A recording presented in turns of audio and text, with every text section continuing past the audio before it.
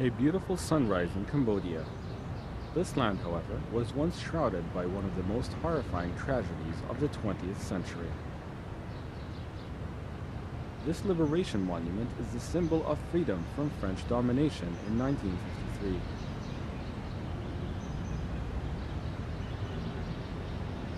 Yet independence became meaningless when later the Cambodians came under a regime that is described as the most cruel of modern times. There are 11.4 million people in Cambodia, and 1 million of them live in Phnom Penh, the capital. Phnom Penh is located at the junction where the Tonsil Sap, Basak, and Mekong rivers meet.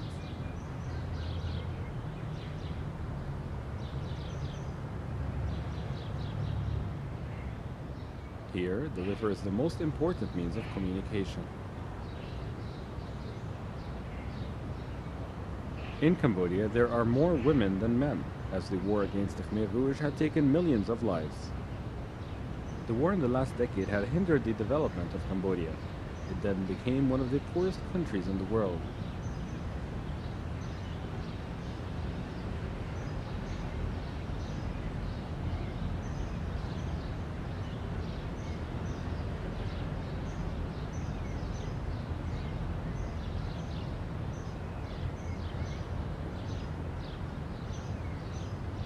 Goods are still delivered on horseback, and people work as hard as they can to earn a living.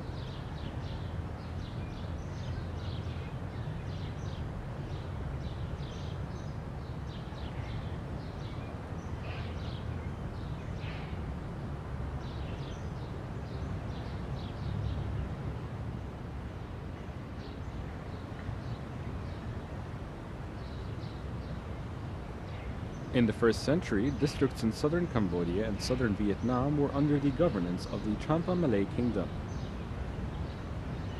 The Siamese conquered them in 1296, and Vietnam captured the districts at the Mekong River mouth in 1471.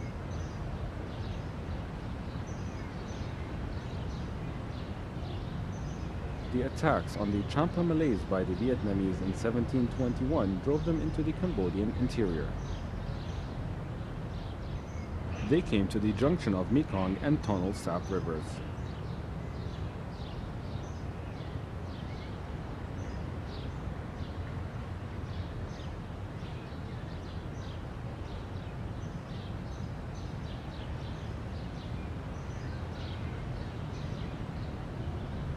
There are 13 Champa Muslim Malay villages along this river. One such village is Kampong Kerbao. There are about 500 Muslims here. Only 3% of the 11.4 million Cambodians are Muslims. The Dar es Salaam Mosque was built in 1937. When the Khmer Rouge was in power in Cambodia, all buildings of worship were destroyed. Fortunately, this piece of history is still intact. It is part of a larger mosque that was not destroyed during the atrocities between 1975 and 1979.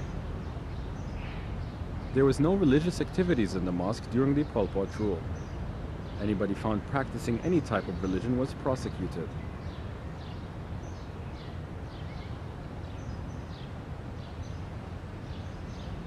The Muslims here were able to protect their faith. This they owe to the traditional education system known as the Pondok system. It is a system adopted from Patani, Thailand, and Kelantan, Malaysia. Education then was carried out secretly.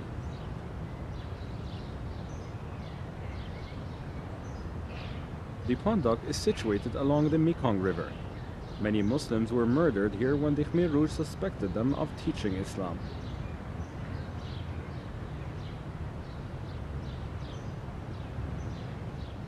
Zakaria bin Yusuf was 7 years old at the time. Now he is a student at the religious school.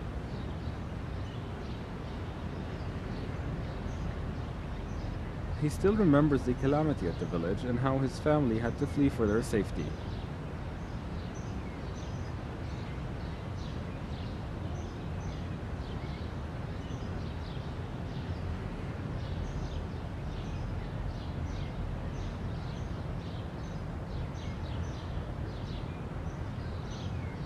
With peace, Islam is revived. The sounds of people reciting the Holy Quran is heard again.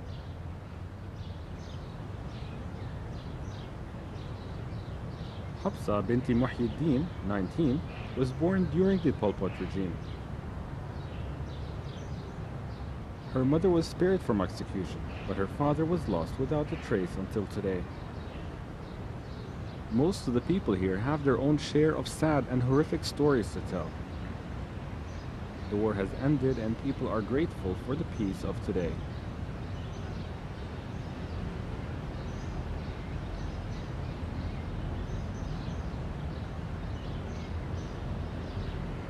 The Islamic education has been revived. Hafsa has been studying here since the end of the Pol Pot regime.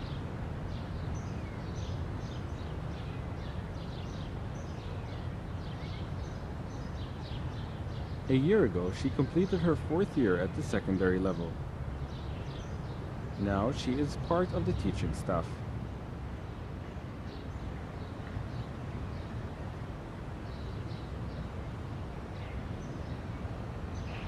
Cambodia took a very long time to recover from the effects of the war. 3 decades of wealth was destroyed, and today the Muslims are building a better future through education.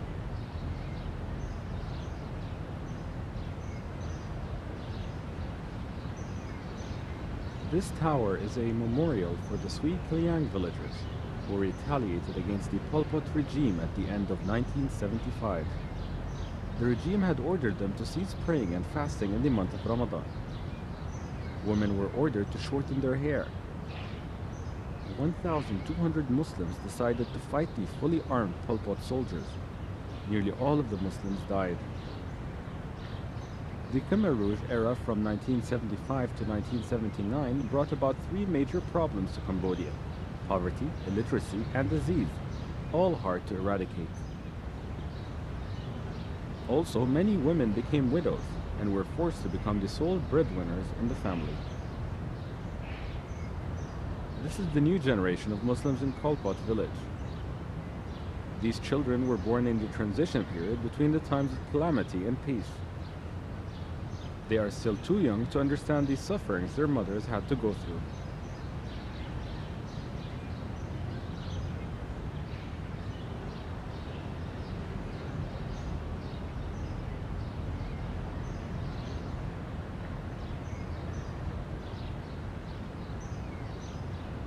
Eight million people suffered at the hands of the Pol Pot regime between 1975 and 1979.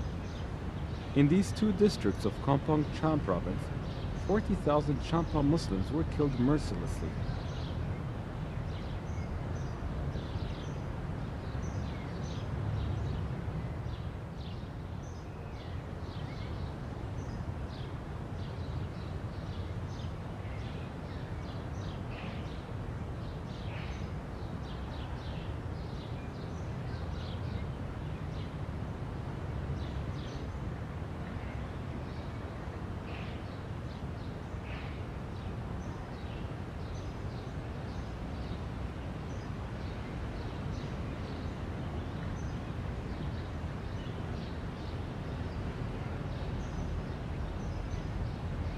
The horrifying history was retold to serve as a reminder of the bitter past.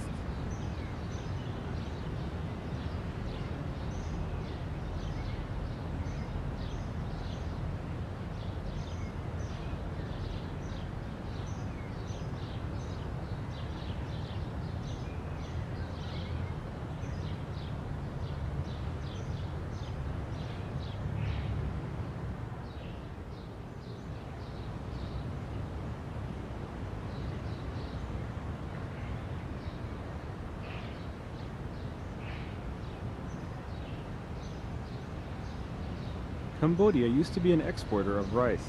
However, the war had reduced the country's rice output drastically. Today, Cambodia has become one of major rice importers of this region. A population boom may have also contributed to that. In 1975, Cambodia's population was 8 million.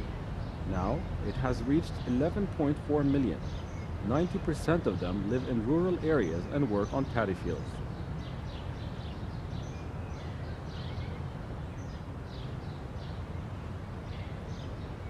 The war had forced most of the people to the interior, and some had chosen to be cut off from the outside world. One such group is the Friday people.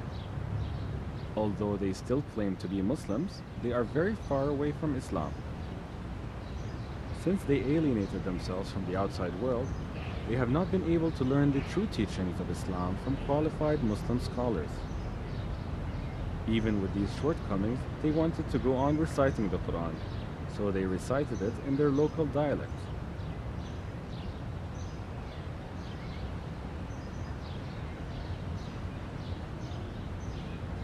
Their usual attire consists of white clothes and turbans. They also shave their heads bald and are known as the Zahids. They only perform the prayers once a week on Fridays, thus the name the Friday people. According to their explanation of Mufti Kamaruddin, this has been their way of practicing the religion for generations.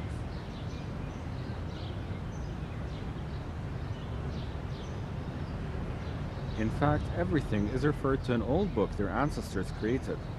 It was written in the Cham language.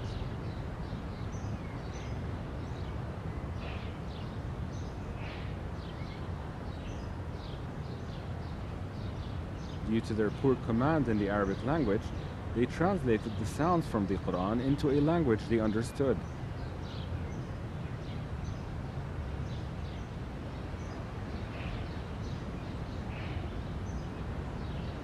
The Jumnik village, on the other hand, is an example of a Muslim settlement.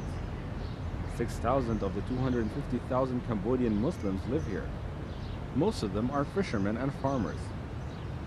During the Pol Pot regime, 2,000 people from Jumnik were murdered. The tragedy had brought them closer to each other. Only today do they have the opportunity to improve their understanding of Islam. The mosques are always filled with worshippers. Mufti Kamaruddin guides the regularly held religious classes. Local scholars hold a huge responsibility to rebuild the faith of the Muslims of this shattered nation.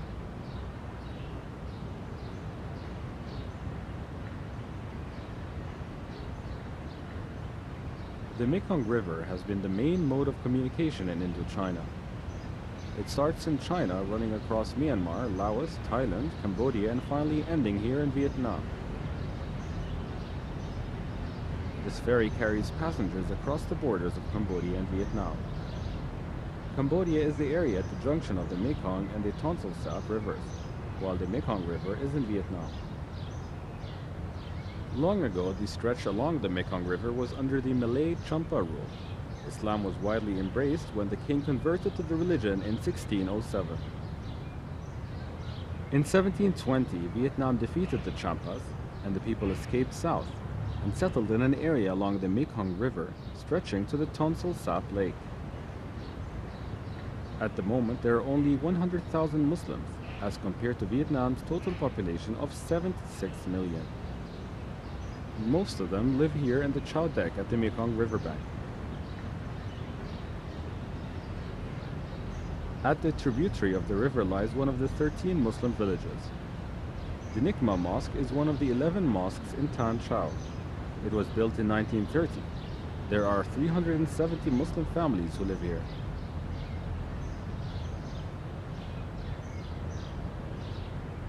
In 1992, the Vietnamese government allowed its people to practice their respective religions freely.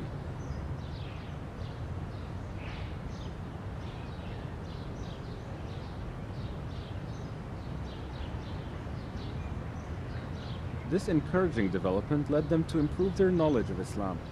They adopted the Islamic school system of Kelantan, Malaysia.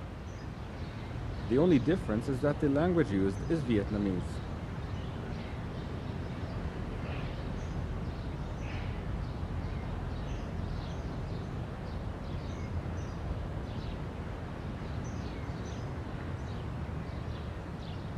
Because of education, the Champa Malays have close ties with the Kelantanese in Malaysia. 88-year-old Hakim Haji Idris Sulaiman used to study in Kelantan in 1930 before he went to Mecca to further his studies. This is an old edition of the Holy Quran. An ancestor of the owner brought it back from Terengganu, Malaysia 300 years ago. The footnote reads, "This is the Holy Quran brought in from Terengganu. Tok Ahmad and his relatives, Zain al-Abidin, brought it here in 1135 Hijrah or 1715 Miladiyah. Two of the owner's ancestors were the earliest religious heads in the southern province of Vietnam. Mufti Haji Ismail Fikri, 87, can still speak the Malay language fluently. He is one of the founders of Islamic schools in Vietnam. He studied in Kelantan for 10 years when he was 15 years of age. He still keeps some of the photographs taken decades ago. Upon coming back to Vietnam, he was elected the Vice Mufti.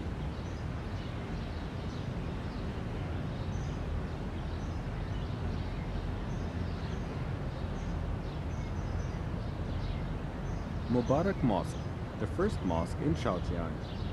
Chao Chiang is the earliest settlement of the migrants from the peninsular Malaysia, Java, and Sumatra 300 years ago. It was founded in 1750 after the fall of the Champa Malay Kingdom to Vietnam.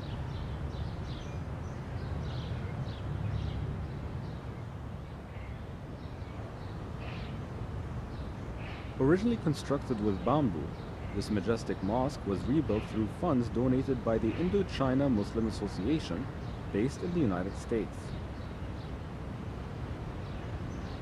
In 1965, the Malaysian government provided funds for the addition of the new wing. Mufti Ismail Fikri is the founder of the Madrasa Jumadul Islam. It was built to keep alive Islamic education in Vietnam.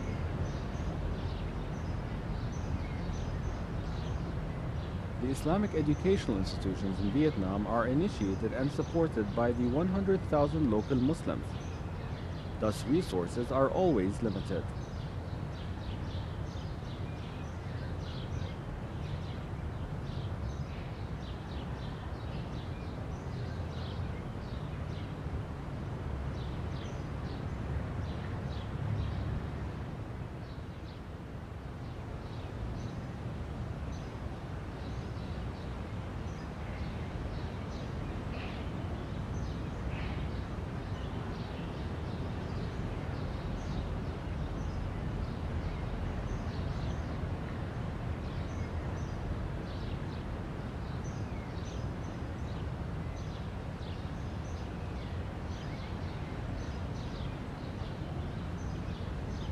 Not all the Champa Malays migrated to the Malay Peninsula after Vietnam took over 300 years ago. Some chose to stay on. They depended on fishing and farming for their livelihood. The Champa Malay women are famed for their weaving talents.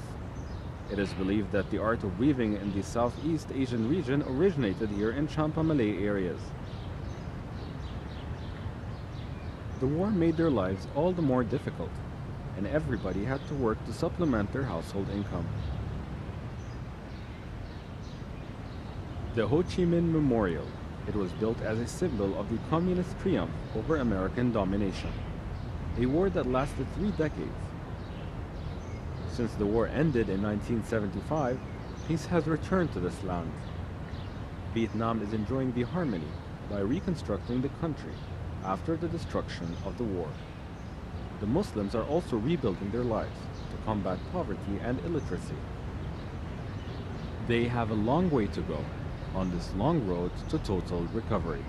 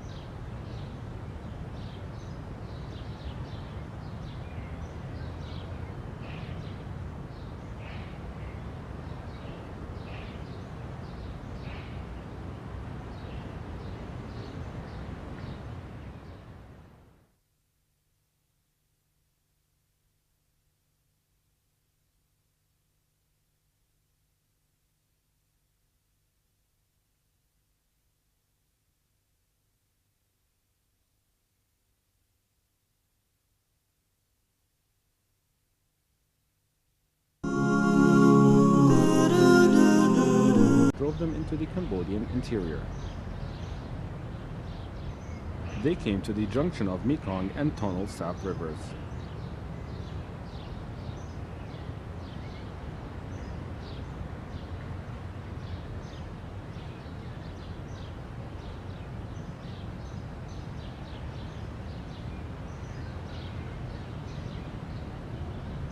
There are 13 Champa Muslim Malay villages along this river. One such village is Kampong Kerbau. There are about 500 Muslims here. Only 3% of the 11.4 million Cambodians are Muslims. The Dar es Salaam Mosque was built in 1937. When the Khmer Rouge was in power in Cambodia, this land, however, was once shrouded by one of the most horrifying tragedies of the 20th century. This liberation monument is the symbol of freedom from French domination in 1953.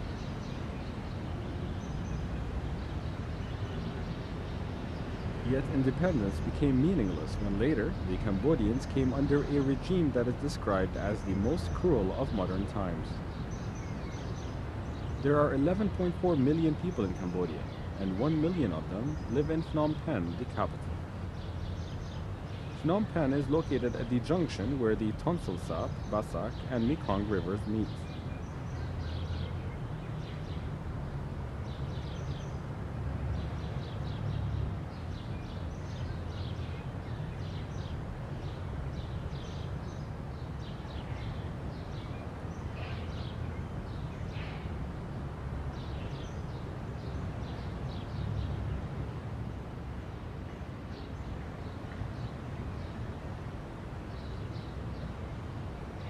In the 1st century, districts in southern Cambodia and southern Vietnam were under the governance of the Champa Malay Kingdom.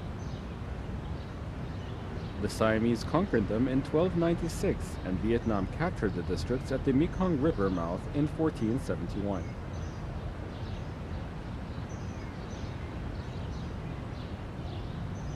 The attacks on the Champa Malays by the Vietnamese in 1721. Here, the river is the most important means of communication.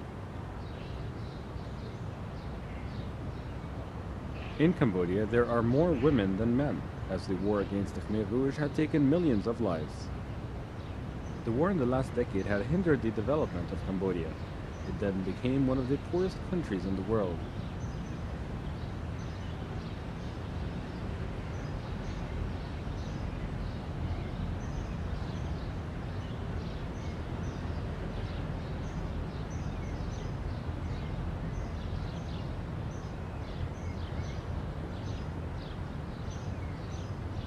Goods are still delivered on horseback, and people work as hard as they can to earn a living.